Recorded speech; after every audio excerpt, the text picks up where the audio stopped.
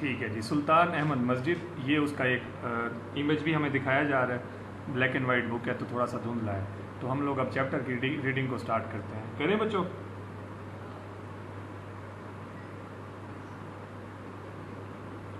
चले।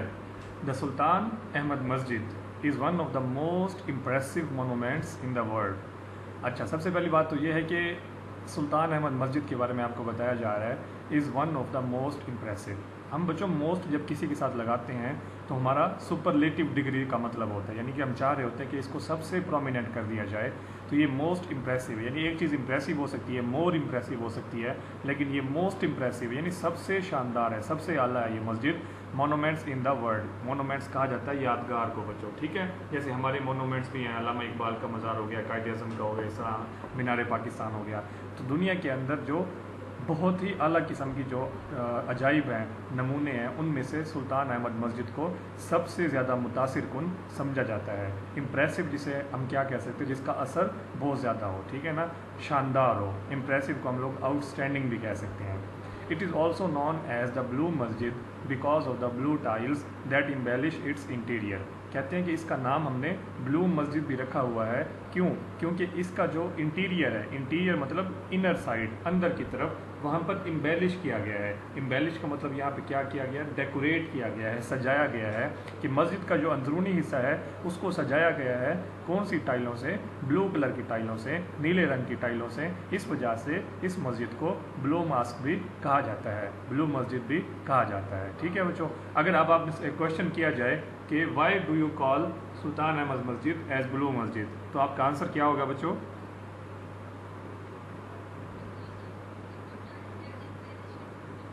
हाँ जी, क्योंकि इसका जो इंटीरियर है उसमें हम लोगों ने ब्लू कलर की टाइल्स लगाई हुई हैं, इसलिए हम इसको ब्लू मॉस्क भी यानी कि नीली मस्जिद भी कहते हैं। Situated in Istanbul. इस्तांबुल के बारे में सुना है बच्चों? ये कहाँ पे है भला?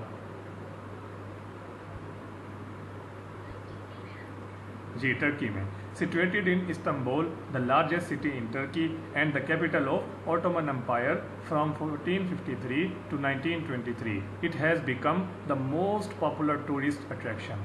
अब आपको बताया जा रहा है कि ये कहाँ मौजूद है। ये मौजूद है इस्तांबुल में। इस्तांबुल क्या है? ये टर्की का सबसे बड़ा शहर है, यानी कि टर्की का जैसे सबसे बड़ा शहर पूछा जाए तो वो इस्तांबुल होगा। और वो क्या था उसके बारे में आपको बताया जा रहा है कि सल्तनत उस्मानिया, सल्तनत उस्मानिया का वो दारुल खलीफा था, खिलाफा था। जैसे हमारा मुल्क का जैसे कहा जाए तो इस्लामाबाद है, इसी तरह वहाँ का कैपिटल सिटी था ऑटोमन एम्पायर का, यानी कि इस्तांबुल के अंदर बादशाह का महल था, बादशाह की कोर्ट थी, सब कुछ था वहाँ पे। कब से कब तक? 1453 से 1923 तक, जब वहाँ पे बादशाहत थी, खिलाफत थी, उस्मान हुकूमत थी, तो वहाँ पर ये इस्तांबुल उनका जो है वो दारुल खिलाफा था, और वहीं पर इस मस्जिद को कायम किया गया है। It has become the most popular tourist attraction, और ये मस्जिद जो है वो बन चुकी है क्या? सबसे ज़्यादा पसंद की जाने वाली सियाहत वाली जगह। जैसे हमारे मुल्क में लोग क्यों आते हैं जैसे फैसल मस्जिद को देखने, बादशाही मस्जिद को देखने, इस तरह। तो अगर लोग टर्की में जाते हैं तो टर्की में जाकर अगर उनको पूछा जाए कि आप लोग सबसे ज़्यादा किस चीज़ को देखना पसंद करेंगे, तो वो कहते हैं कि हमने ब्लू मॉस्क को देखना है, नीली मस्जिद को देखना है, ठीक है।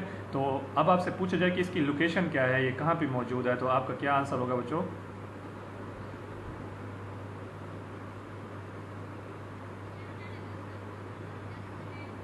हाँ जी, तो इस पूरे पैराग्राफ में हम लोगों को क्या सिखाया गया? उन्होंने कहा है कि ये तो एक तो दुनिया के सबसे शानदार किस्म के जो अजाइब हैं उनमें से एक है। उसके साथ हमें ये बताया गया कि इसको नीली मस्जिद इसलिए कहते हैं क्योंकि इसका जो अंदरूनी हिस्सा है वहाँ पे हम लोगों ने नीले रंग की टाइल्स लगाई हुई हैं। और फिर हमें ये बताया गया है कि ये मौजूद है इस्तांबुल में, जो कि खिलाफत उस्मानिया का दारुल खिलाफा था। कब से कब तक ये भी आपको बताया हुआ, ये सन याद रखिएगा। और उसके साथ ये सियाहों के लिए बहुत ही एक ज़बरदस्त किस्म की जगह बन चुकी है जिसको वो देखना पसंद करते हैं। It was constructed between 1609 and 1616 during the rule of Ahmed one. कहते हैं कि इसको जब तामीर किया गया था तो वो साल कौन सा था? 1609 से लेकर 1616 तक, यानी तकरीबन 7 साल जो है इसकी तामीर जारी रही थी। कंस्ट्रक्शन मतलब तामीर यानी कि बिल्ट होना इसका। तो ये during the rule of Ahmed one. Ahmed one वहाँ का बादशाह था जब इस मस्जिद की तामीर को 1609 में शुरू किया गया था, और इसकी तामीर ख़त्म हो गई थी कब? 1616 में। एज वॉज द कस्टम, जैसा कि उस टाइम रिवाज था। कस्टम ट्रेडिशन, TRADITION, ट्रेडिशन यानी कि रिवाज। दिस मस्जिद like the other Masajid of the time, कि ये मस्जिद उस ज़माने की दीगर मसाजिद की तरह comprises a टूम of the founder, a Madrasa and अ होस पाइस, कि इस मस्जिद में क्या क्या चीज़ें मौजूद थीं। एक मकबरा मौजूद था, किसका? इसके फाउंडर का। फाउंडर कौन? बानी यानी बनाने वाला। जिस तरह पाकिस्तान के फाउंडर कायद आज़म मोहम्मद अली जिनाब, इसी तरह इस मस्जिद के जो फाउंडर थे अहमद वन, उनका जो है वो मकबरा इस मस्जिद में मौजूद है। उसके साथ साथ एक मदरसा है। मदरसा क्या होता है? मतलब जहाँ पे रिलीजियस जो है एजुकेशन दी जाएगी इस्लाम की, वो जगह। एंड होस स्पाइस, अच्छा बच्चों होस स्पाइस होती है जिसे आप लोग खानकाह कहते हैं, जहाँ पर मुसाफिर दूर दूर जब जा रहे होते हैं तो वहाँ आकर ठहरते हैं। मुसाफिर खाना भी आप इसको समझ सकते हैं, खानकाह भी कह सकते हैं। तो यहाँ पर 3 चीज़ों का बच्चों होना लाजमी था कि जब उस दौर में कोई मस्जिद बनाई जाती थी तो वो लोग इन 3 चीज़ों का ख्याल रखते थे। और वो 3 चीज़ें कौन कौन सी थी? कि एक तो वो उसके अंदर उस बादशाह का मकबरा बनाते थे जो कि उस चीज़ को तामीर कर रहा होता था, यानी मस्जिद को। उसके साथ साथ वहाँ पे एक मदरसा बनाया जाता था और उसके साथ एक खानका यानी कि सराय, यानी कि एक मुसाफिर खाना, जिसे आप इंग्लिश में अगर करना चाहें तो गेस्ट हाउस आप इसे कह सकते हैं, गेस्ट हाउस, तो बनाया जाता था। तो ये 3 चीज़ों के साथ इस मस्जिद को तामीर करने वाले बादशाह का नाम था अहमद वन, और इसकी तामीर शुरू हुई थी 1609 से और ये ख़त्म हुई थी 1616 में। ठीक है बच्चों, आगे वो कह रहे हैं द कंस्ट्रक्शन ऑफ द मस्जिद स्टार्टेड इन 1609, कि मस्जिद की जो तामीर थी 1609 में शुरू हुई थी। The royal architect Sedefkar Mehmed Agha was appointed by the sultan as in charge of the project. अभी आप वीडियो जब देख रहे थे तो आपने ये नाम सुना था ना, सदफहार महमद आगा, कि जब इस मस्जिद को बनाना जो है वो शुरू किया गया तो रॉयल आर्किटेक्ट, रॉयल मतलब शाही, बादशाह का। पता है बादशाहों की ना हर चीज़ अपनी अपनी होती थी। बादशाहों का डॉक्टर अपना था जिसे रॉयल डॉक्टर बोलते थे। इस तरह बादशाहों का अपना, यानी कि जो भी ज़िंदगी की ज़रूरियात है ना उनकी अपनी होती थी, तो उसको वो रॉयल का नाम देते थे। तो ये जो इमारतें बनाने वाला आर्किटेक्ट था, जिसे आप लोग इंजीनियर भी कह सकते हैं, रॉयल आर्किटेक्ट यानी कि शाही जो मोमार था, इंजीनियर था, सदफहार महमद आगा, उसको अपॉइंट किया गया था, सेलेक्ट किया गया था by the sultan as in charge of the project, कि वो चीफ था इस प्रोजेक्ट का, इस प्लान का, इस मंसूबे का। यानी ये मंसूबा किसको हम लोग कह रहे हैं? मस्जिद की तामीर का मंसूबा, कि मस्जिद की तामीर को 1609 में शुरू किया गया था और एक जो रॉयल आर्किटेक्ट सदफहार महमद आगा था उसको यहाँ पे इंचार्ज बनाया गया था। The opening ceremony was held in 1616। तो 7 सालों बाद ये मस्जिद 7 सालों बाद मस्जिद जब तामीर हो गई तो इसकी ओपनिंग सेरेमनी यानी ग्राउंड ब्रेकिंग सेरेमनी जो है, इसकी इफ्तिताही तकरीब जो है उसको मुनक्किद किया गया 1616 में। अनफॉर्चुनेटली, बदकिस्मती से, the sultan could not see the completion of the मस्जिद इन हिज लाइफ, कि सुल्तान जो है वो अपनी मस्जिद बनती हुई अपनी ज़िंदगी में ना देख सका। मुझे बताएं बच्चों, ये सुल्तान यहाँ पे कौन है जिसने इस मस्जिद की तामीर को शुरू करवाया था? किसका नाम कहा जा रहा है?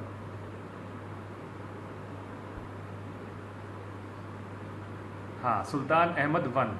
कह रहे हैं कि बदकिस्मती की बात यह है कि ये जो सुल्तान अहमद वन था ये अपनी ज़िंदगी में इस मस्जिद को बनते हुए नहीं देख सका था, और it was completed in the reign of his successor Mustafa one, यानी कि 1609 में मस्जिद की तामीर जब शुरू हुई तब तो सुल्तान अहमद वन जिंदा था, लेकिन जब 1616 में इस मस्जिद की तामीर मुकम्मल हुई तो अब सुल्तान अहमद वन का इंतकाल हो चुका था और मुस्तफ़ा वन की हुकूमत थी उस टाइम। तो इट वाज कंप्लीटेड, ये मुकम्मल हुई थी इन द राइन ऑफ, राइन किसे बोलते हैं बच्चों? जिसको दौर कह लें आप लोग, रूल कह लें, खिलाफत कह लें, बादशाही कह लें, ज़माना कह लें, कि ये किसका ज़माना था? उसके सक्सेसर का। सक्सेसर का मतलब क्या होता है? जिसे हम लोग जानशीन कहते हैं। जैसे घर का बड़ा बेटा अपने अब्बा का जानशीन होता है, उनकी बाद उसने ही जगह लेनी होती है, तो इसी तरह सक्सेसर को कहते होते हैं जानशीन, या हम इसे वली अहद भी कह सकते हैं, बड़ा बेटा भी कह सकते हैं, या जो भी कहें हम इसको। ठीक है, तो मुस्तफ़ा वन था जिसके दौर में ये मस्जिद जो है वो कंप्लीट हुई थी। द ब्लू मस्जिद reflects the architectural style of the both Ottoman मस्जिद एंड बेजेंटाइन चर्च। अभी वीडियो में उन्होंने बेजेंटाइन चर्च के बारे में आपको बताया था। बच्चों, रूम के रहने वाले जो लोग थे ना, पहले एक बहुत बड़ी दुनिया के अंदर हुकूमत हुआ करती थी रूम, उनको बेजेंटाइन जो है वो बोला जाता था, बेजेंटाइन के रहने वाले। उनका जो चर्च था उसका भी उन्होंने जो मतलब डिज़ाइन लिया था और उसको मस्जिद के डिज़ाइन के साथ शामिल किया था। आया Sophia, a masjid, one of the wonders of the Muslim architecture, was also kept in view as a model। आया सोफिया के बारे में उन्होंने आपको बताया ना कि पहले ये गिरजा घर था, ईसाइयों की इबादत करने की जगह थी, लेकिन जब कुस्तुनतुनिया को जो है, जैसे इस्तांबुल जिसे हम लोग कह रहे हैं, इसको जब फतह किया गया था तो इसको मस्जिद में तब्दील कर दिया गया था, जिसे बाद में आपको बताया कि मुस्तफ़ा कमाल ने इसको फिर अजायब घर बना दिया था। ठीक है, तो ये इस मस्जिद के जो बनाने का जो मतलब डिज़ाइन था ब्लू मस्जिद का, उसमें दो चीज़ों का ख्याल किया गया था, दो चीज़ों को मिक्स किया गया था, एक बेजेंटाइन चर्च को और दूसरा हाया सोफिया को, यानी इन दोनों के डिज़ाइन को भी शामिल किया गया था मस्जिद का डिज़ाइन बनाने में। The Blue Masjid even today is considered to be unmatched in splendor, majesty, in size. कहते हैं कि ब्लू मस्जिद देखें अब कब बनी हुई है, 1616, वो इतने 400 साल तकरीबन पहले की बनी हुई है, लेकिन आज तक इसको समझा जाता है कि इसके जैसा तो कोई हो ही नहीं सकता। किस किस चीज़ की वजह से? स्प्लेंडर की वजह से, शान व शौकत की वजह से, और मजेस्टी मतलब क्या, इसकी अजमत की वजह से, और साइज़ मतलब क्या कि इसके मैग्नीट्यूड की वजह से। तीन चीज़ों की वजह से हम कह सकते हैं कि मस्जिद आज भी किसी को अपने पास भी नहीं आने देती, अपनी खूबसूरती की वजह से, अपनी साइज़ की वजह से और अपनी अजमत की वजह से। यानी लोग कहते हैं भाई इस मस्जिद जैसा तो कोई है ही नहीं, भाई ये तो बहुत ही शानदार किस्म की मस्जिद है। The masjid has a spacious forecourt surrounded by a continuous vaulted arcade. अच्छा बच्चों, आर्केड क्या होती है? जैसे हम लोग बरामदा नहीं कहते जिसको, ठीक है, मेहराब वाले बरामदे जैसे होते हैं हमारे, ऊपर जो है वो डिज़ाइन बना होता है और नीचे बरामदा होता है, तो ये बरामदे को कहा जाता है, ठीक है ना। तो कहते हैं मस्जिद हैज़ अ स्पेशियस फोरकोर्ट मतलब सहन यानी कि यार्ड, कि मस्जिद का एक खुला वसी किस्म का एक सहन है, सराउंडेड बाय अ कॉन्टीन्यूअस, जो कि घिरा हुआ है, जिसके इर्द गिर्द मौजूद है कॉन्टीन्यूअस वॉल्टेड आर्केड, के लगातार फैले हुए बरामदे हैं इसके चारों तरफ, यानी चारों तरफ उन्होंने बरामदे बनाए हुए हैं। अगर आप में से कोई बादशाही मस्जिद गया हो तो अगर अपने जहन में, अगर आप इमेज अभी जहन में लेकर आएँ, तो जब हम बादशाही मस्जिद के गेट से अंदर दाखिल होते हैं ना, तो साइड पे, राइट साइड पे ना, तो उन्होंने एक म्यूज़ियम बनाया हुआ है ना, जहाँ पे वो रखते हैं यानी कि रिलीजियस चीज़ें रखते हैं। उससे आगे थोड़ा सा हम लोग जाके टर्न लें ना, वो साइड पे सारे ही बरामदे बने हुए हैं। आपके जहन में आ रहे हैं ना बच्चों? हाँ जी, ये इसी तरह ही बता रहे हैं आपको कि इस मस्जिद के भी चारों तरफ जो है वो बरामदे बने हुए हैं, जिन्होंने इस मस्जिद के सहन को घेरा हुआ है। It has ablution facilities on both the side, मस्जिद के दोनों तरफ जो है वो वज़ू खाना बना हुआ है। एब्ल्यूशन बच्चों बोलते हैं वज़ू को, जो हम नमाज से पहले वज़ू करते हैं ना, उसको कहते हैं। तो उन्होंने कहा है कि ये दोनों तरफ मस्जिद के एब्ल्यूशन फैसिलिटीज़ मौजूद है, यानी वज़ू खाना मौजूद है, टूटियाँ वगैरह जो भी आप समझ लें, हौज़, तालाब जो भी है लगा हुआ है, जिसमें आप वहाँ पर जाके वज़ू कर सकते हैं और नमाज़ पढ़ सकते हैं। In the centre there is a fountain. अच्छा बच्चों, कहते हैं कि दरमियान में यहाँ पे क्या है? फाउंटेन है। फाउंटेन कहते होते हैं किसको? इसे कहते हैं जी फवारा, जिसे हम लोग कह लें कि दरमियान में एक फवारा लगा हुआ है, और इस फवारे के which is rather small in contrast with the magnitude of the court yard. अभी हमने क्या पढ़ा था कि मस्जिद का सहन छोटा सा है या बहुत बड़ा है? हाँ जी, तो हाँ जी बिल्कुल, तो वो कह रहे हैं कि मस्जिद का जो सहन इतना बड़ा जो है, उसके मुकाबले में इस जो फुवारा है इसका साइज़ बहुत छोटा सा है, ठीक है ना। तो ये बहुत प्यारा लगता है दरमियान में जब चल रहा होता है, दूर से ठहर के हम देखते हैं फुवारा चल रहा है इसी तरह जैसे, तो बहुत अच्छा सा एक लुक देता है ये। A heavy iron chain is hung. अच्छा बच्चों, ये वाली लाइन जो मैं पढ़ूंगा इसको आप लोग इंपॉर्टेंट समझिए, इसको जहन में रखिएगा। अ heavy iron chain is hung at the upper part of the court entrance. कहता है कि एक भारी जंजीर जो है उसको लटकाया गया है at the upper part of the court. Court मतलब सहन, सहन के ऊपर की तरफ उन्होंने क्या किया हुआ है? एक भारी जंजीर को जो है वो लटकाया हुआ है, और वो कहाँ पे? एंट्रेंस पे, यानी कि जहाँ से शुरू होती है मस्जिद, वहाँ पे उन्होंने क्या किया हुआ है? एक भारी जंजीर को लटकाया हुआ है the western side, at the western side. Western side मतलब मगरबी तरफ, कि मगरिब की तरफ सहन में ऊपर की तरफ उन्होंने एक बहुत ही भारी जो है वो जंजीर लटकाई हुई है। This side was meant for the sultan alone. और ये साइड सिर्फ किसके लिए थी? कि यहाँ से कौन दाखिल होगा? सिर्फ सुल्तान दाखिल होगा, बादशाह दाखिल होगा। The chain was put there so that the sultan had to lower his head every time he entered the court। कि यहाँ पर चेन लगाने का मकसद क्या है? कि जब कभी भी सुल्तान जो है वो मस्जिद में दाखिल होता है तो जंजीर की वजह से उसको अपना सर जो है वो झुका के मस्जिद में आना पड़े। बच्चों, आप अगर ऐसे स्ट्रेट चलते जा रहे हैं और आपके कद के बराबर, यानी कि जहाँ तक आपका शोल्डर आ रहे हैं वहाँ पे सामने कोई रुकावट हो, तो आपको अपना सर नीचे झुका के वहाँ से गुजरना पड़ेगा ना। इसलिए उन्होंने वहाँ पर ये एक चेन लगाई है, क्योंकि वो जो बादशाह होते हैं ना, उनके अंदर एक अकड़ के बैठने की एक आदत बन जाती है, क्योंकि उन्होंने आम लोगों के सामने जब बैठने तो अकड़ के तख्त के ऊपर बैठना होता है ना। तो उनकी इस आदत को ख़त्म करने के लिए उन्होंने क्या किया कि वहाँ पे एक भारी जंजीर जो है वो लगा दी है कि उसको हाथ से पकड़ के ना हटाया भी नहीं जा सकता, और उससे गुजरने का वाहिद तरीका क्या होगा कि वहाँ से बंदा अपने सर को झुकाए और उसके नीचे से गुजर जाए। तो वहाँ पर एक चेन लगाने का मकसद ये है, it was the symbolic gesture, ये एक अलामती निशान है, ये एक अलामती तौर पे किया गया है to ensure the humility of the ruler in the face of the divine power, ये दिखाने के लिए कि अल्लाह पाक के सामने इंसान की कोई औकात नहीं है, इंसान जो है वो बिल्कुल आजिज़ है अल्लाह पाक के सामने और वो हमेशा अल्लाह पाक के सामने सर झुकाता है। ये एक सिम्बॉलिक है बच्चों। वैसे तो हर इंसान को पता है कि अल्लाह पाक जो है वो सुपीरियर है मुझसे और मैं अल्लाह पाक के सामने कुछ भी नहीं हूँ, ये तो हमें पता है ना कि हम अल्लाह पाक के बंदे हैं, लेकिन ये दुनिया को दिखाने के लिए कि बादशाह की भी कोई औकात नहीं है अल्लाह पाक के सामने, उन्होंने इस जंजीर को यहाँ पे लटकाया है और जब भी कोई दाखिल होगा यहाँ से तो उसको अपना सर जो है वो झुका कर गुजरना पड़ेगा।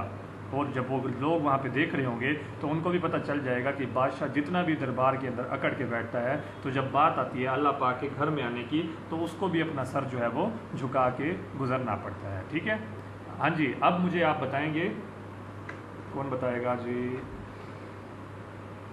आशिर बेटा आप बताएं कि ये यहाँ पे इस हैवी चेन को लगाने का मकसद क्या है। आप अपनी वर्डिंग में बता सकते हैं, बेशक उर्दू में बताएं।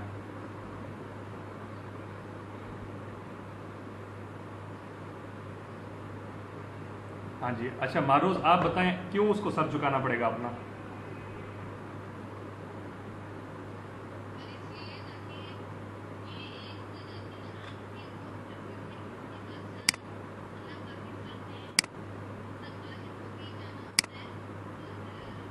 बिल्कुल ठीक है, ठीक, बिल्कुल ऐसे, बिल्कुल ऐसे। तो आगे देखिए, द इंटीरियर ऑफ द मस्जिद at the lower level is lined with more than 20,000 handmade ceramic tiles in more than 50 different tulip style design. अब इंटीरियर की बात की जा रही है, तो अभी आपने इंटीरियर जो है वो मस्जिद का देखा भी था। इंटीरियर मतलब अंदर वाला हिस्सा। एट द लोअर लेवल, बच्चों जब हम किसी रूम में दाखिल होते हैं तो उसके दो लेवल बन जाते हैं, एक वो जो नीचे नीचे है और एक वो जिसको हम सर ऊपर करके देखते हैं। तो ये बात कर रहे हैं लोअर लेवल की कि इंटीरियर जो है मस्जिद का, उसका जो लोअर लेवल है इज लाइंड विद, यहाँ पे जो ये लफ्ज लाइंड है इसका मतलब है डेकोरेटेड है। डेकोरेटेड को आप इम्बेलिश भी कह सकते हैं, ठीक है ना, सजा हुआ है, कि नीचे की तरफ जो जगह है वो सजी हुई है। More then 20,000 handmade ceramic tiles. Ceramic tiles मतलब कि चीनी की टाइलें हैं जिनको यहाँ पे लगाया गया है, और उनकी तादाद कितनी है? 20,000 है। और उनके अंदर डिज़ाइन कितनी है? 50 किस्म के डिफरेंट उन्होंने डिज़ाइन बनाए हुए हैं। ठीक है, जिस तरह हम अपने घर में अगर टाइल्स वगैरह लगवाते हैं डिज़ाइन वाली, किचन में मोस्टली हम लोग देखते हैं लगी हुई होती हैं, तो उनके ऊपर डिज़ाइन बने हुए होते हैं ना। तो यहाँ पर जो मस्जिद के अंदर टाइल्स लगाई गई हैं, इसके अंदर दाखिल होने पर नीचे वाली जगह पे, तो उनकी तादाद कितनी है बच्चों? 20,000। और इनके ऊपर डिज़ाइन जो बने हुए हैं वो कितनी किस्म के हैं? वो 50 किस्म के हैं। At the gallery level, gallery level पे यानी कि टेरिस जिसे आप लोग समझ लें, द डिज़ाइन बिकम्स फ्लैम्बोयेंट। फ्लैम्बोयेंट मतलब क्या? यानी ब्राइट हो जाना, शोक हो जाना, बहुत ज़बरदस्त हो जाना, अच्छा हो जाना। With representation of flowers, fruit and cypresses, यानी कि वहाँ पे क्या क्या डिज़ाइन आपको नजर आना शुरू हो जाएंगे? फूल बने हुए होंगे, फल बने हुए होंगे और बेलें बनी हुई होंगी, जैसे हम लोग बेल कहते हैं, अंगूर की बेल, अनार की बेल, इस तरह। तो कहता है कि जब आप लोग ऊपर की तरफ थोड़ा अपना असर करेंगे तो गैलरी लेवल जहाँ पे आ जाएगा। गैलरी का मतलब क्या होता है? जिसे आप लोग टेरेस कहते हो। वहाँ पे क्या होगा जी? ये जो डिज़ाइन है बहुत ही शानदार हो जाएगा, ब्राइट हो जाएगा। फ्लैम्बोयेंट मीन शो हो जाएगा, ब्राइट हो जाएगा। विद द रिप्रेजेंटेशन यानी इसके अंदर डिज़ाइन आना शुरू हो जाएगा, फूलों का, फलों का और बेलों का। तो इस वजह से ये डिज़ाइन बहुत प्यारा हो जाएगा, फ्लैम्बोयेंट हो जाएगा। तो ये तो बात होगी ना इंटीरियर लेवल पे हम लोग लोअर लेवल की। अब हम बात करते हैं अपर लेवल की। तो ये बात आप लोगों ने दोनों ने मिक्स करनी है। यानी अगर वो कैसे आपसे क्वेश्चन करता है कि right about the interior of blue मस्जिद, तो इंटीरियर के अंदर दोनों हिस्से आ जाएंगे, ये लोअर लेवल भी आ जाएगा और ये अपर लेवल भी आ जाएगा, जिसको अब हम लोग डिस्कस करने जा रहे हैं। The upper level of the interior is adorned with blue paint. कहता है कि जो अपर लेवल है इंटीरियर का इज अडॉर्न्ड। तो अडॉर्न्ड का मतलब अगेन वही हो गया, डेकोरेट होना, इम्बेलिश होना, सजावा होना विद ब्लू पेंट। कि ऊपर वाली तरफ इन्होंने जो कलर किया हुआ है, पेंट किया हुआ है, वो किस रंग का है? नीले रंग का है। More than 200 stained glass windows with intricate design allow natural light to brighten up its interior and the chandeliers further illuminate it with their glow. कहता है कि यहाँ पर हम लोगों ने क्या किया हुआ है? 200 जो है वो शीशे की जो खिड़कियाँ हैं वो बनाई हुई हैं, विद इंट्रिकेट डिज़ाइन, कि 200 खिड़कियाँ जो हैं वो शीशे की बनी हुई इंट्रिकेट डिज़ाइन की हैं। तो इंट्रिकेट क्या है बच्चों? जिसे आप लोग यूँ कह लें कि ये बहुत ही कोई पेचीदा किस्म का है, अजीब किस्म का है, स्ट्रेंज किस्म का है। इंट्रिकेट स्ट्रेंज कह लें डिज़ाइन, कि वो ऐसा कोई अजीब डिज़ाइन उन्होंने बनाया हुआ है कि वो अलाउ करता है कि इसको नेचुरल लाइट को ब्राइटन अप इट्स इंटीरियर, कि सूरज की रोशनी अंदर दाखिल होती है इन शीशों से, उसमें गर्मी नहीं होती, सिर्फ रोशनी दाखिल होती है और अंदर वाले हिस्से को वो चमका देती है। एंड द चैंडिलियर्स, चैंडिलियर्स क्या होते हैं? फानूस, जिसे बिजली वाले फानूस होते हैं ना, बल्ब लगे होते हैं उन पर बहुत सारे, तो वो भी इसमें लगे हुए हैं। फर्दर मज़ीद इल्यूमिनेट, रोशन करते हैं इट, इसको विद देयर ग्लो, अपनी चमक से। तो अगर आपसे कहा जाए कि ब्लू मस्जिद को रोशन करने के लिए क्या इंतज़ामात मौजूद हैं, कि इसके अंदर 200 किस्म की तो उन्होंने खिड़कियां लगाई हुई हैं, अजीब किस्म के डिज़ाइन बनाए हुए हैं कि वो सूरज की रोशनी को अंदर आने देती हैं, जिससे रोशनी जो है वो आकर अंदरूनी हिस्से को चमका देती है। और जो आर्टिफिशली उन्होंने किया हुआ है वो क्या है कि यहाँ पर फानूस लगाए हुए हैं, और ये फानूस क्या करते हैं कि इनकी जो रोशनी होती है वो मस्जिद को मज़ीद भी चमका देती है। द डेकोरेशन इंक्लूड आयत फ्रॉम द होली कुरान, कि वहाँ पर जो डेकोरेशंस की गई हैं, सजाया गया है, उनमें क्या शामिल है बच्चों? कुरान पाक की क्या की गई हैं जी? आयतों को वहाँ पे डिज़ाइन बना कर लिखा गया है। The floors are covered with carpet, और फर्श के ऊपर उन्होंने क्या बिछाए हुए हैं? कालीन बिछाए हुए हैं, नरम नरम। तो ये इस तरह से उन्होंने इंटीरियर को जो है वो एक्सप्लेन कर दिया है। तो इंटीरियर के 2 पार्ट, लोअर पार्ट और अपर पार्ट। लोअर में क्या है और अपर में क्या है? अब कौन बताएगा बच्चों, कौन प्रेजेंट है और लोअर पार्ट पे, आशिर और महरोज के अलावा?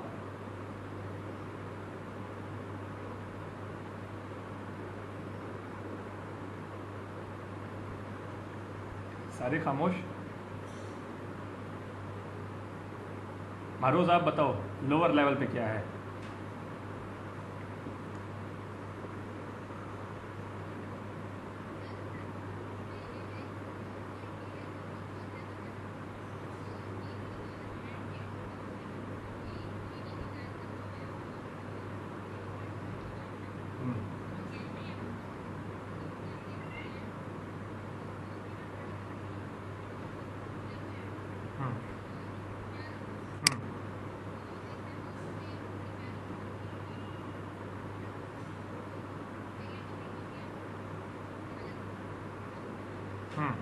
अच्छा, अपर पार्ट कौन बताएगा? आशिर आप बताओ अपर पार्ट का।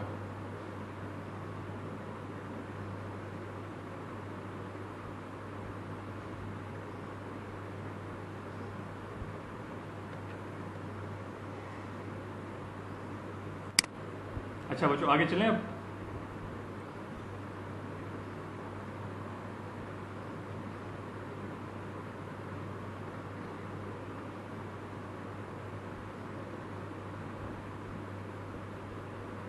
ठीक, गुड गुड।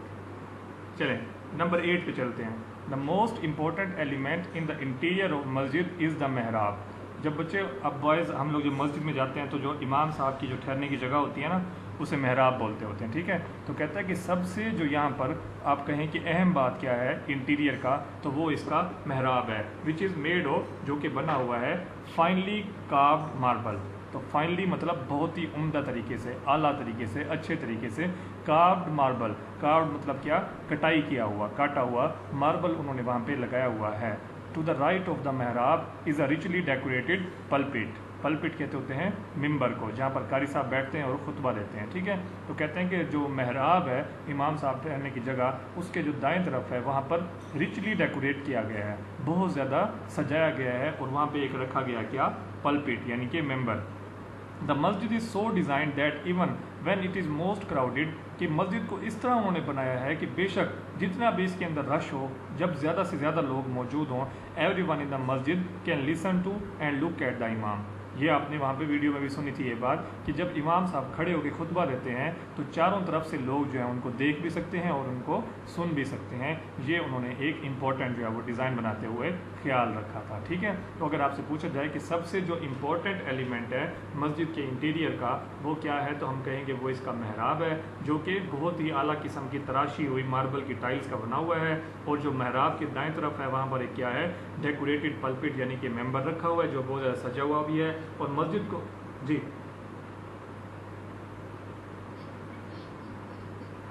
बेटा मेहराब होता है ना मस्जिद के अंदर, इमाम साहब के ठहरने की जो जगह होती है ना, उसको अगर हम लोग बैक साइड पे जाकर देखें मस्जिद की, तो वो ऐसे थोड़ा सा आगे को निकला हुआ होता है इमारत से, उसे मेहराब बोलते हैं। जहाँ पर इमाम साहब ठहरते हैं ना अमामत करने के लिए नमाज की, उसे मेहराब बोलते हैं। मैं दिखाता हूँ आपको भी एक पिक्चर के जरिए। और उसके जो राइट साइड पे उन्होंने क्या रखा हुआ है, एक पलपिट रखा हुआ है, मिंबर रखा हुआ है, ठीक है। और जब मस्जिद के अंदर खुतबा हो रहा होता है, कोई खिताब हो रहा होता है, तो इमाम साहब जब बोल रहे होते हैं तो तमाम लोग ना सिर्फ उनको देख रहे होते हैं बल्कि उनको सुन भी रहे होते हैं, बेशक मस्जिद के अंदर कितना भी रश क्यों ना हो।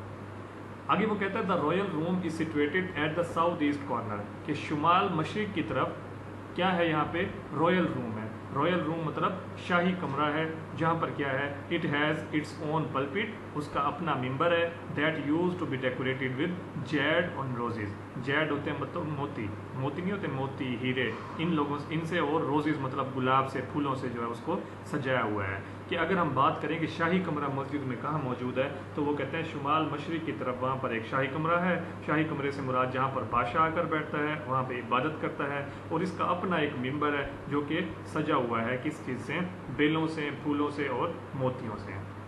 The blue masjid has 6 minarets, यानी कि ब्लू मस्जिद के 6 मीनार हैं। 4 minar stand one each at the 4 corner of the masjid. जैसे एक कमरे के 4 कोने होते हैं ना, तो इसी तरह मस्जिद के जो 4 कोने हैं, एक एक जो मीनार है उसके 4 कोनों पे हैं।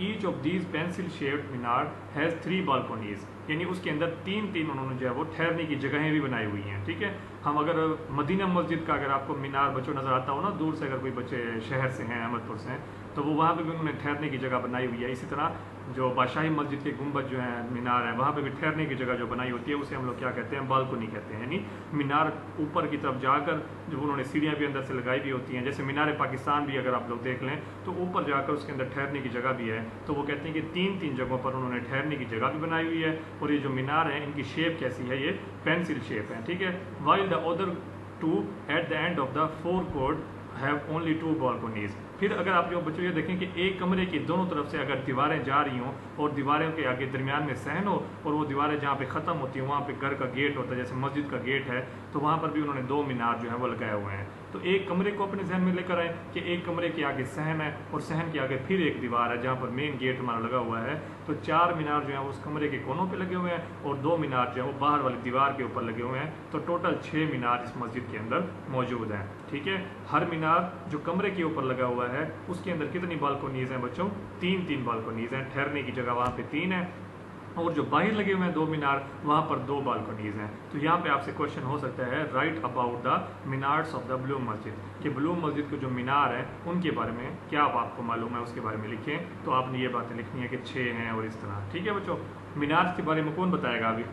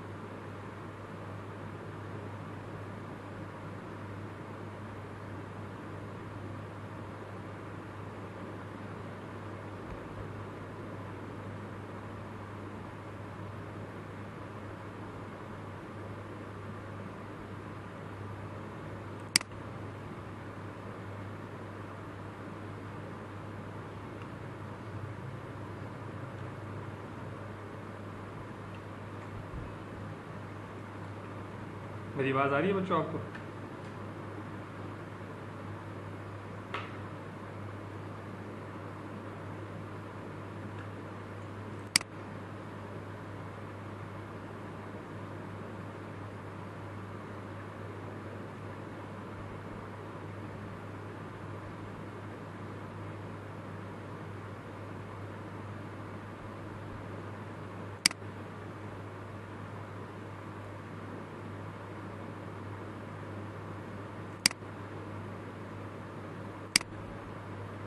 मेरी आवाज़ आ रही है बच्चों आपको? अच्छा बताएं, लास्ट लास्ट बात क्या थी बताएं ज़रा आप, मेरे ख्याल में डिसकनेक्शन हो गई थी।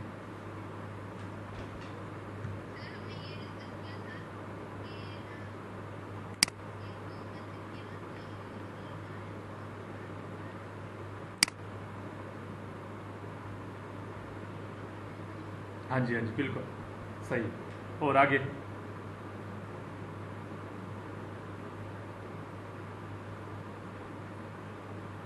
अच्छा ठीक है, आगे मेरे ख्याल में मैं डिस्कनेक्ट हो गया था। तो यहाँ पे देखें कि 4 minar stand one each at the 4 corners of the masjid. Each of these pencil shaped minar has 3 balconies. कि ये जो चारों हमारे पास मीनार है ना, तो इनकी शक्ल कैसी है, पेंसिल की तरह है। जैसे नीचे से पेंसिल और ऊपर उसका जो लेड पेंसिल का सिक्का सा होता है, वैसे इनकी शक्ल है। और हर मीनार के अंदर जो है वो 3 बालकनीज हैं। तो बालकनीज का मैं आपको बता रहा था कि ठहरने की जगह होती है, ठीक है। जैसे आप कहीं ऊपर जाकर ना तो मीनार के ऊपर देखें तो वो ठहरने की जगह भी उन्होंने बनाई हुई होती है। तो इन जो मीनार है, यानी कि ये जो 4 मीनार है मस्जिद के रूम के ऊपर, उनके अंदर ठहरने की कितनी जगह बनाई हुई हैं? 3 जगह हैं ठहरने की चारों मीनारों पे। While the other 2 at the end of the 4 का। जी जी जी, एक मीनार पे 3 है, 4 पे फिर समझे 12 हो जाएंगी अलग अलग।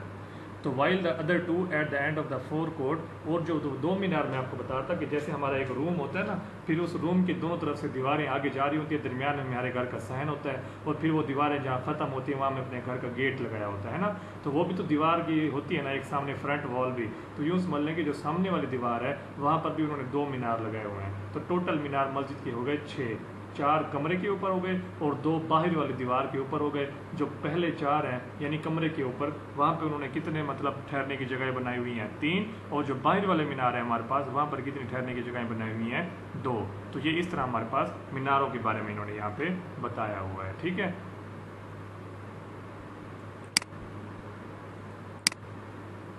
जी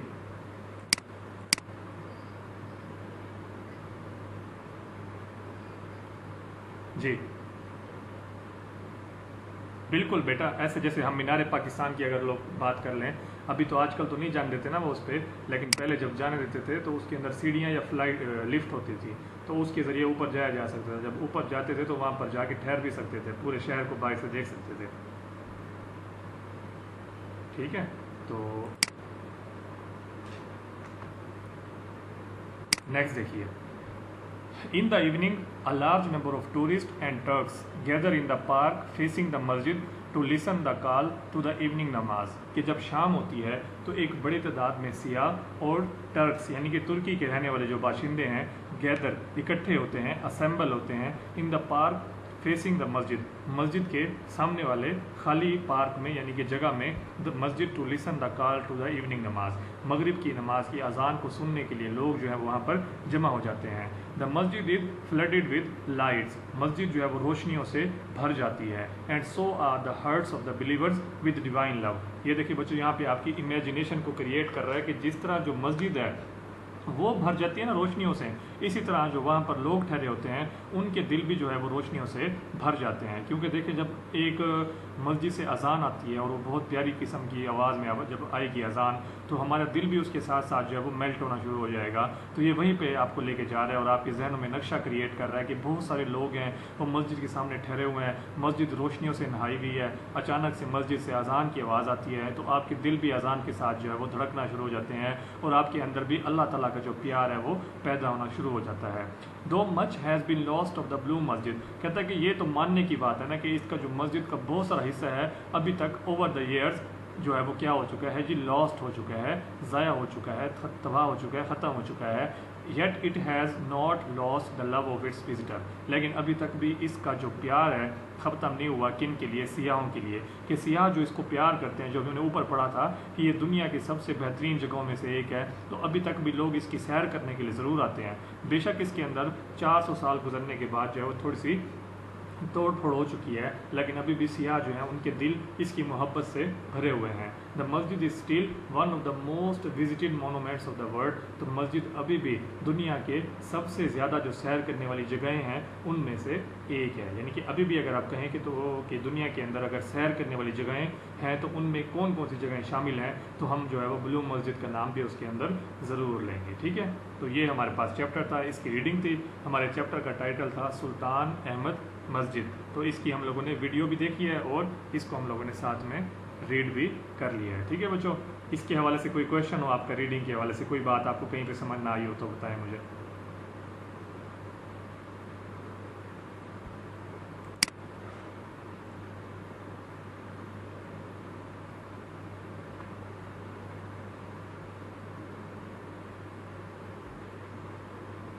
आशिर आप बताएं।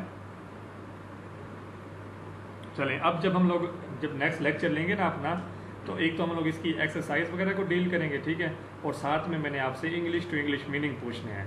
तो अगर आपको आएंगे तो कोई बात नहीं, ठीक है, नहीं आएंगे तो फिर मैं आपको बता दूंगा, आपने जो है वो लिख लेने हैं अपने पास। आपको जब भी चैप्टर हम रीड करेंगे बच्चों, उसके अंदर से दो बातों का ख्याल कीजिएगा कि चैप्टर की उर्दू आपको सिर्फ समझाने के लिए है, ताकि आपको जो क्वेश्चन आंसर आएँ तो वो आपको खुद ब खुद आंसर करना भी आते हों। ठीक है, चैप्टर की रीडिंग कराने का मकसद एक ये होगा कि आप आंसर क्वेश्चन करने के काबिल हो जाएं, और दूसरा इसका जो मकसद होगा वो ये होगा कि आपको इंग्लिश टू इंग्लिश मीनिंग आ जाए। सिर्फ दो कामों की वजह से आपको मैं रीडिंग करवा रहा हूँ इतने अच्छे तरीके से कि सवाल जवाब जो आते हैं, ठीक है, मैं ग्रुप में सेंड कर दूँगा जो है आपको वीडियो। तो ये जो सवाल जवाब आएंगे उसके अंदर एक तो आपने उनको अटैम्प्ट करना है। तो मैंने आपको जैसे कल समझाया था पेपर पैटर्न, तब भी आपको बताया था ना कि सवाल जवाब के लिए ज़रूरी नहीं है कि वो एक्सरसाइज वाले ही आएँ। तो अभी आपको जब रीडिंग करा रहा था तो मैंने आपको बताया ना कि इस तरह के इंटीरियर का क्वेश्चन भी बन सकता है, और जो मीनार है उनके बारे में भी क्वेश्चन बन सकता है। अब आपका बायो का जो लेक्चर है ना वो स्टार्ट हो रहा है, मिस खालदा आपका लेक्चर लेंगे। मैं नेक्स्ट लेक्चर में आपसे बात करता हूँ। जी जुवेरा क्या कह रही हैं आप? मीनार्ट्स बच्चों, मीनार्ट्स, टी की साउंड आएगी दरमियान में। चलें, अल्लाह हाफ़िज़।